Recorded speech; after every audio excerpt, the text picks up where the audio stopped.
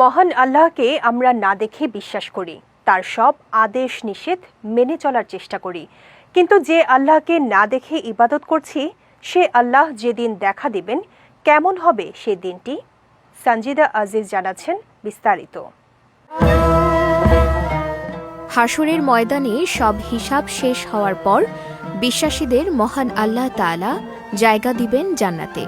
সেই জান্নাত হবে পরম শান্তি এবং নিয়ামতের জায়গা, যেখানে মানুষের কোনো ইচ্ছাই অপূর্ণ থাকবে না। জান্নাতের মাটি হবে মেশকের গন্ধ বিশিষ্ট। সেখানে মুমিনদের জন্য যে ঘর বানানো হবে তার ইট হবে স্বর্ণ এবং রূপার তৈরি। এছাড়া জান্নাতের রাস্তাগুলো হবে মুক্তার তৈরি, আর ঘাস হবে জাফরানের। সেখানে কারো বয়স বাড়বে না। কোনো কোনো বর্ণনায় আছে জান্নাতের পুরুষদের বয়স হবে ৩০ অথবা ৩৩, আর তাদের উচ্চতা হবে আদম আলাইহিস সালামের মতো।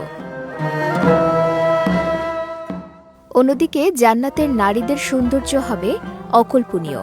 হাদিসের বর্ণনা অনুযায়ী যখন কোনো ব্যক্তি জান্নাতে তার স্ত্রীর দিকে তাকাবে, তখন তার সৌন্দর্য দেখে সে মুগ্ধ থাকবে ৪০ বছর।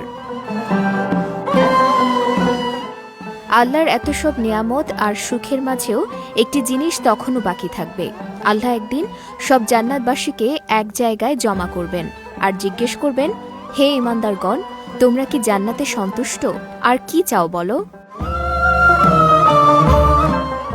জান্নাতবাসী তখন বলবে, আল্লাহ, আমরা চাই যে আপনি আমাদের উপর সন্তুষ্ট হন। আল্লাহ বলবেন, আমি তোমাদের উপর সন্তুষ্ট, আর তাই তোমাদের আমি জান্নাত দান করেছি। এরপর আল্লাহ বলবেন, আমি তোমাদের একটা ওয়াদা করেছিলাম, সেই ওয়াদাটা পালন করা এখনো বাকি রয়েছে। মানুষ তখন অবাক হবে আর নিজেদের মাঝে গুঞ্জন করতে থাকবে যে কি সেই ওয়াদা? আল্লাহ তো আমাদের সৎ কাজের প্রতিদান দিয়েছেন, আমাদের মন্দ কাজগুলো ক্ষমা করেছেন, তার রহমত গুণে আমাদের জান্নাতে প্রবেশ করিয়েছেন। আর কি বাকি থাকতে পারে? এমন সময় জান্নাতের চারদিক ছড়িয়ে যাবে আলোতে।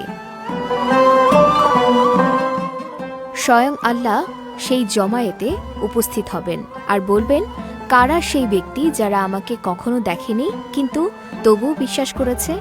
আজকে হচ্ছে বৃদ্ধির দিন, তোমরা যা চাও তাই দেয়া হবে। তখন জান্নাতবাসী বলবে, হে আল্লাহ, আমরা আপনাকে দেখতে চাই। আল্লাহ সেই জমায়েতে উপস্থিত থাকলেও তার ও জান্নাতবাসীর মাঝে থাকবে নূরের পর্দা। ফলে মানুষ আল্লাহর উপস্থিতি দেখলেও তখনও আল্লাহকে দেখতে পারবে না।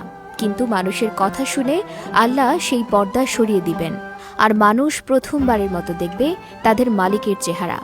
সেই মালিক যাকে না দেখে ইবাদত করেছে, ভালোবেসেছে, ভয় পেয়েছে। মহান আল্লাহ যেন আমাদের সবাইকে সেই দিনটি দেখার সৌভাগ্য দান করেন। আমিন।